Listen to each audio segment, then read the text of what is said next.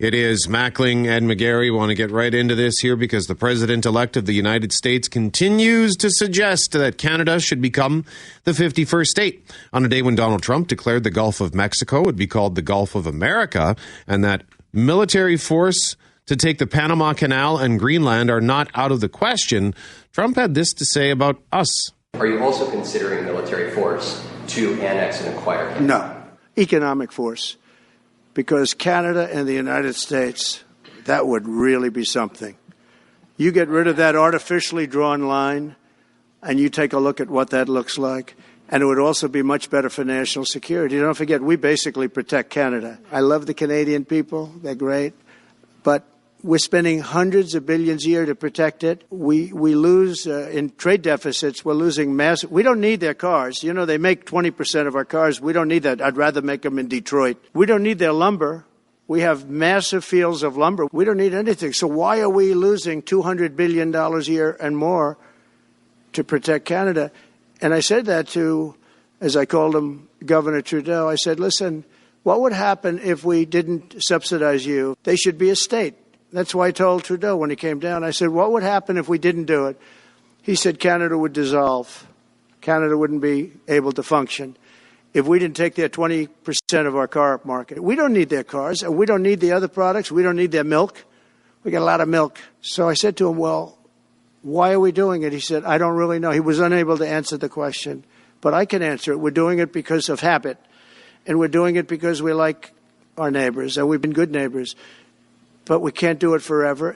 Is that about to come to an end? We will ask the question once again this morning. How seriously should Canadians take Trump's statements? Scott Clancy, retired Major General with a long list of credentials, joins us now. 37 years of military experience, includes leading and mentoring multifaceted teams in the U.S. and Canada.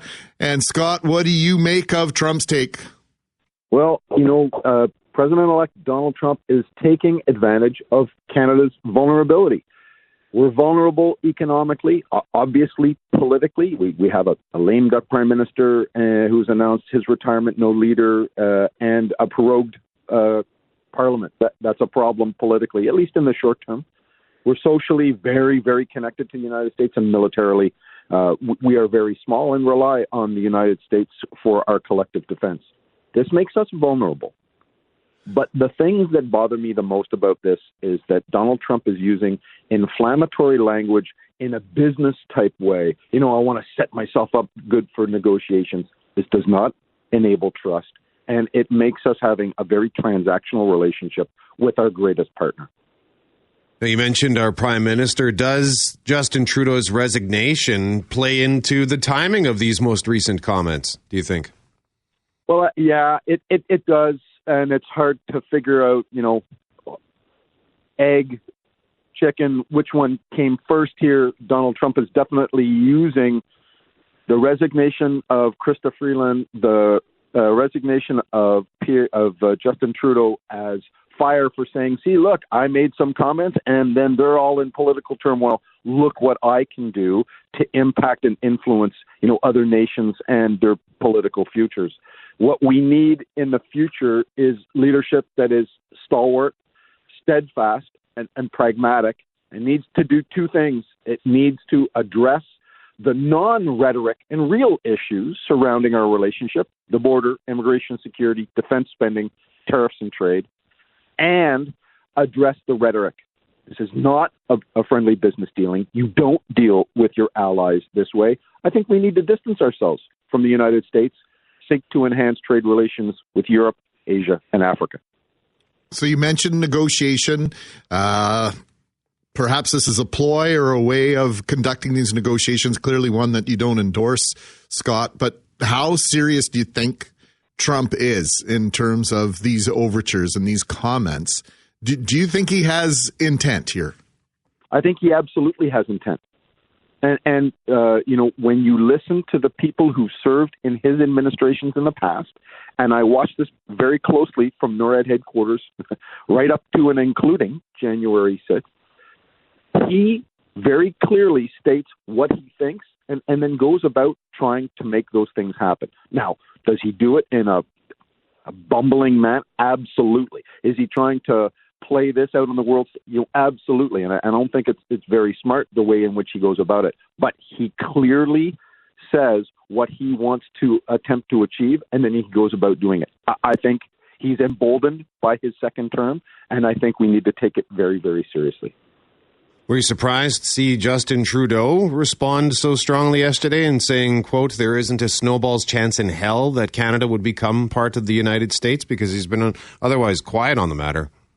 Well, I think that Justin Trudeau and the Liberal government have used what plays to their good character. It's the good nature of leaders worldwide. We're going to play good with our best ally. He went down to Mar-a-Lago. I actually thought that was a good idea. He had a very rocky relationship with Donald Trump in his first term. I think he was going to try and put the best foot forward for Canada that he could. He obviously could not demonstrate the strength that is needed to confront this kind of a bully on the world stage.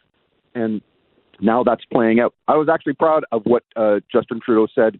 And snowball's chance in hell, hey, I'll use that phrase all day long, because Americans need to understand, you want to bully people into a corner, that's not how real leaders actually garner influence. If you think you can bully people into a corner, then you watch tyrants worldwide, because that's what tyrants do. That's not what allies and friends do. We've been accused of fanning the flames here as part of the media. I don't think Donald Trump gives a rat's behind what we're saying on CJOB, but does attention to this give fuel to his fire? Yeah, so to a certain extent it does. I remember when I was working in NORAD headquarters and in the Alaska NORAD region up in Alaska, we'd be visited by, government officials, senators, congressmen, as well as very senior business leaders from across the United States. And this was during the first Trump administration. And there was an interesting rocky relationship there between Canada and the United States, maybe not as overt as right now. But what those business leaders and senior government officials told me personally is that when they looked at the stable relationship that, NORAD is the personification of Canada-U.S. military relations was, they get reassured about how stable that is, that they saw true allies trust each other, that respected each other, that worked and integrated very, very well, and that respected each other's sovereignty in ways that was not present at the high political levels, and that reassured them. I think that too much of this could fan the flames and turn this the wrong way. But I also think that we have to be very clear. Premier Ford, Prime Minister Trudeau have said very clear things. And it's based upon the fact that, there are two things that tie our nations together: geography and shared values. The geography is not going to change, but our perspective on it will shift if those shared values become less shared. Respect for each other's sovereignty, respect for each other's people and human rights, respect for the rule of law, fair and free trade, yes, negotiated, yes, there has to be things about this, but fair and free, and support for democracy worldwide are shared values. If we don't respect each other's sovereignty, and claiming us as the 51st state doesn't, as we shift away from shared values, then we're going to have to shift away from a friendly rhetoric.